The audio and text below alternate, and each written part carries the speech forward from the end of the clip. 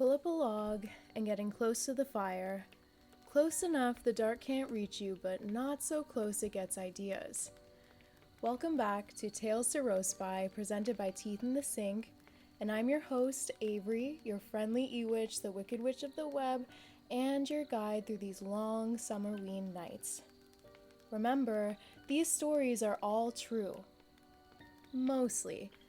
True enough that somebody, somewhere, didn't make it home. And for the next few weeks, while the nights are warm and Halloween is still lurking just over the horizon, I'll be sharing original spooky stories from the world of Teeth in the Sink.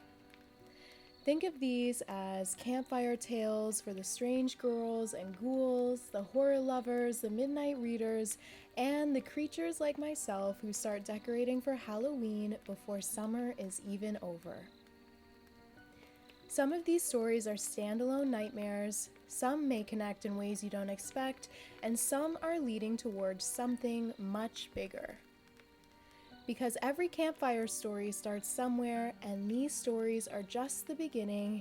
They're the first whispers from a collection of nightmares that will soon be crawling their way into an upcoming book series I've called Teeth in the Sink. Because as I've said, we've all had those nightmares where our teeth start wiggling and one falls out, then another, and before you know it, you're standing over a sink full of them. At least I am. So keep the fire burning and keep an eye on the woods. And if you hear something moving beyond the glow of the flames, don't go looking for it. And tonight we find out why. Tonight's tale is called The Lost and Found Box. The Lost and Found Box. Everyone at Blackwood High knew about the Lost and Found Box. It sat in a dusty storage room beneath the school gym. The box itself was enormous, far too large for a normal lost and found. Students joked that it was bigger on the inside, but nobody knew exactly how old it was. Nobody knew where it came from. But everyone knew one thing. If you lost something at school, there was a good chance it would eventually end up in that box, even if it shouldn't have. The janitor, Mr. Holloway, was the keeper of the box. A quiet old man with silver hair and thick glasses. Every Friday afternoon, he unlocked the storage room and let students search for missing items. Most found nothing, a few got lucky, but nobody stayed long. The basement always felt strange. Cold, silent, like the school was holding its breath down there. Noah Parker usually avoided the place, but his favorite hoodie had disappeared 2 weeks earlier. A vintage black hoodie he'd worn almost every day. His girlfriend joked it was practically part of his body. So when Friday arrived, Noah headed to the basement.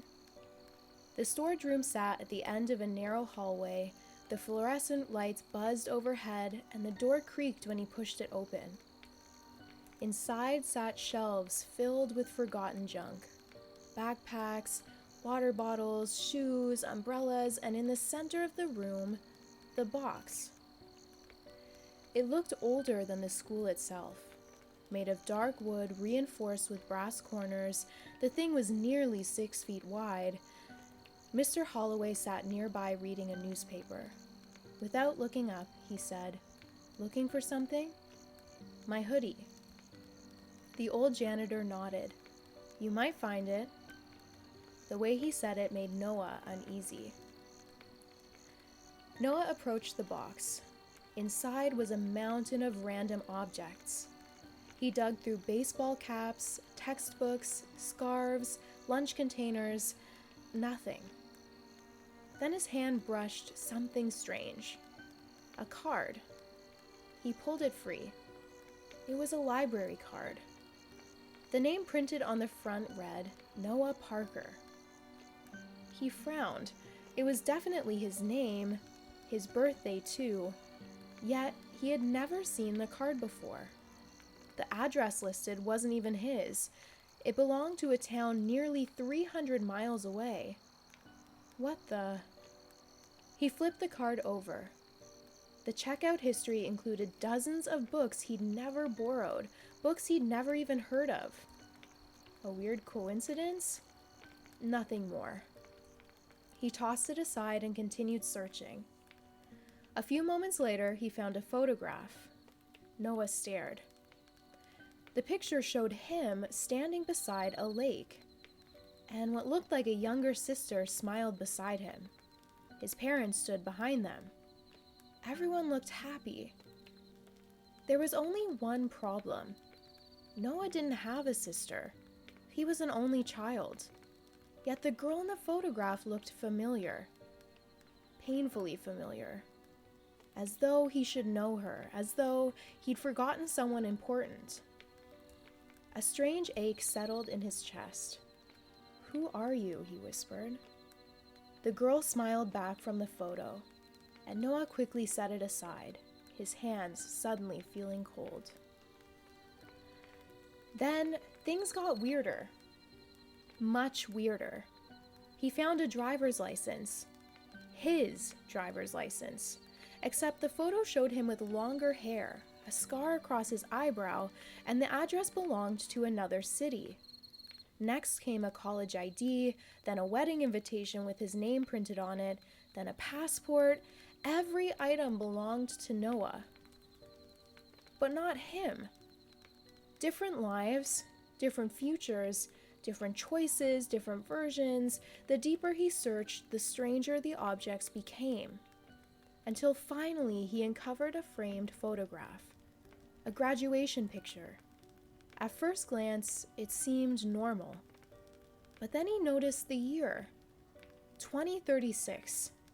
Many years in the future. The photo showed an older Noah wearing a graduation robe, smiling proudly. The image looked real, not edited, not fake. His pulse quickened.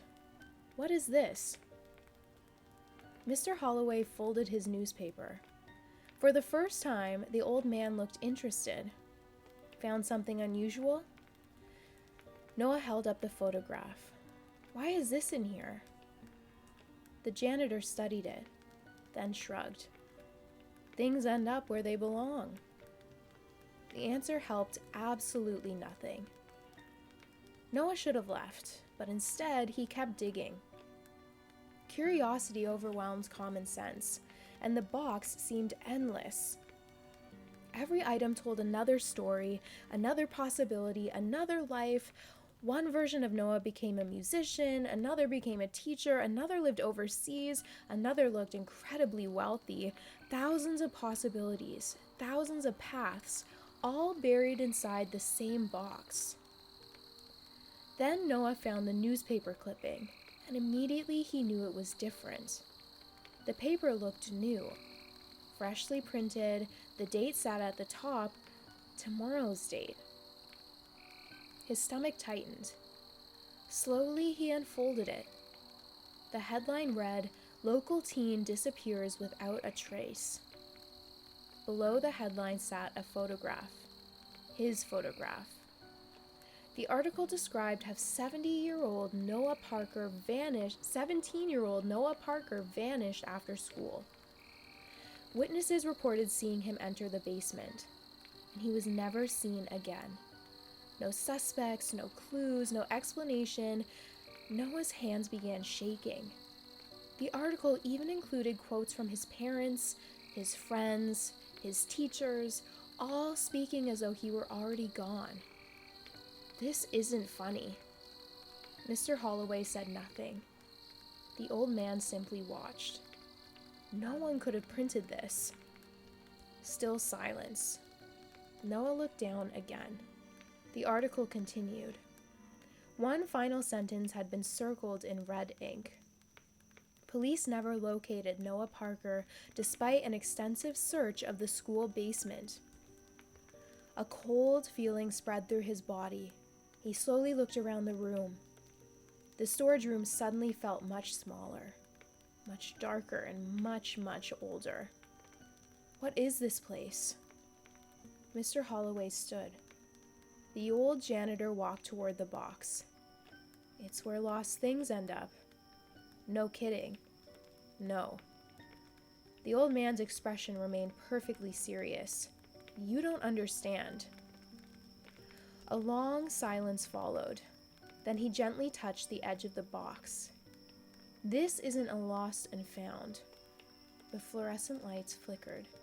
It's a found and lost. Noah frowned. What does that mean? The old man sighed. Every choice creates another version of you. The room grew colder. Every possibility exists somewhere. Noah looked at the mountain of objects, the photographs, the IDs, the futures, the lives. The box collects them. His pulse hammered. Why? Mr. Holloway's face darkened. Because sometimes a possibility goes missing. The lights flickered again, and this time they didn't fully recover. The room dimmed, shadows stretched across the walls, then Noah noticed movement inside the box. Something shifted beneath the objects. A hand emerged, then another. Human hands reaching upward, hundreds of them. His breath caught. What the hell? The box shook violently. Photographs spilled over the edge, passports, wallets, school IDs, thousands of lives, thousands of forgotten versions, all trapped together, all trying to escape.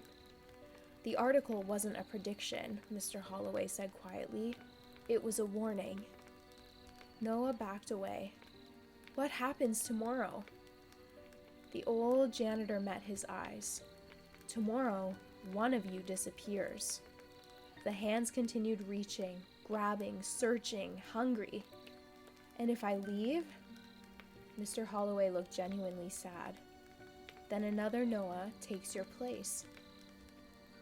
The realization hit him like a punch. That was the purpose of the box. It wasn't collecting objects, it was collecting possibilities.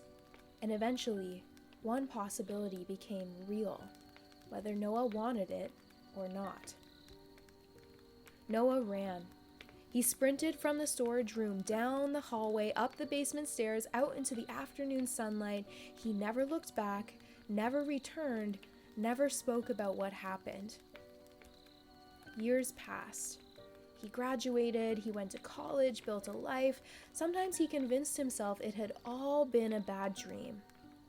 Until one rainy afternoon, 10 years later. Noah was unpacking boxes after moving into a new house, and near the bottom of one cardboard box, he found something. A library card. His name, his birthday, an address from a town he'd never lived in. His hands began to tremble, because beneath it sat a photograph. A family vacation, a younger sister smiling beside him. And underneath the photograph was a newspaper clipping, yellow with age. The headline read, "Local man disappears without a trace." The photograph showed an older version of Noah. The date was tomorrow. Again. Well, you guys, our fire's starting to burn low again, and I think I've given you enough nightmares for this evening. Thank you for joining me around the campfire again. If you enjoyed tonight's tale, remember I've got a bunch more coming for the rest of Summerween. I think I've got 5 more tales to roast by, presented by Teeth in the Sink. And remember, just because the story's over does not mean you're alone. I'm Avery, your friendly Ewitch, the Wicked Witch of the Web, and until next time, keep the fire burning and don't wander too far into the dark alone. Sweet screams.